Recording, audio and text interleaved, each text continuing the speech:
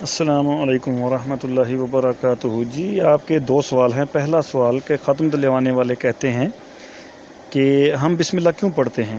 دیکھیں جی، سیدھا سا جواب ہے، ہمارے پیارے آقا حضرت محمد مصطفیٰ صلی اللہ علیہ وآلہ وسلم نے ہمیں حکم دیا ہے بسم اللہ پڑھنے کا۔ کوئی بھی کام شروع کریں بسم اللہ سے شروع کریں، تو ہم اپنے نبی کا حکم مانتے ہیں، اس لیے بسم اللہ پڑھتے ہیں۔ اب ان سے پوچھیں ان کو کس نے بتایا کہ یہ چاروں کل یا یہ ختم یا یہ اس طرح کی جو خرافات کرتے ہیں، ان کو کس نے بتایا؟ نمبر ایک۔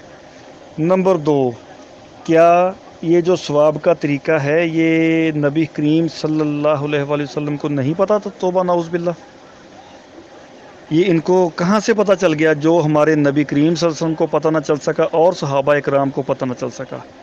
سیدھی سی بات ہے۔ دوسرا سوال آپ کا کہ دعا ہوتی ہے اور اس میں صدقہ رسول، اس کے حوالے سے تو دیکھیں، ہمارے جو پیارے صحابہ اکرام ہیں انہوں نے نبی کریم صلی اللہ علیہ وآلہ وسلم سے ڈائریکٹ سیکھا ہے اور ان کے سیکھنے میں کوئی کمی بیشی نہیں ہے۔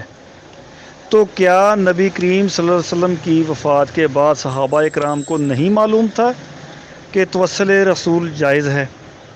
رسول صلی اللہ علیہ وسلم کا وسیلہ یا ان کا صدقہ یہ ہمیں پیش کرنا چاہیے، ان پہ مشکلات نہیں آئی بعد میں؟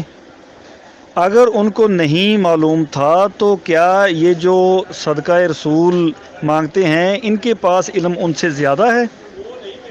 ٹھیک ہے، یعنی اس کا کیا مطلب ہے کہ یہ ان کی اپنی بنائی ہوئی باتیں ہیں۔ میرے خیال میں یہ بہت سادہ سا جواب ہے، امید ہے ان کو سمجھ آ جائے گی۔